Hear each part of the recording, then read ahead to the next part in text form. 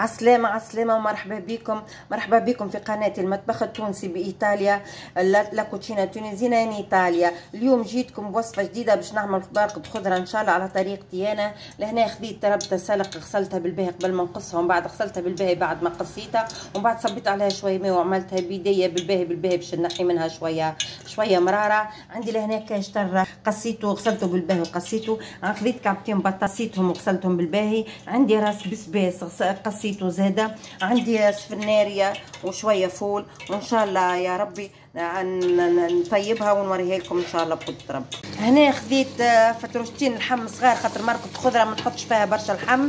حطيت معاهم شويه زيت، شويه بصل، شويه سنه ثوم مكسره، وشويه فحات، شطر بغرفه صغيره ملح، شطر بغرفه صغيره فلفل اكحل، مغرفه فلفل زينه، مغرفه كبيره فلفل زينه، وخليتهم يتقلوا شويه كيما هكا. ومن بعد هكا باش نصب عليهم شويه ماء سخون كيما هكا،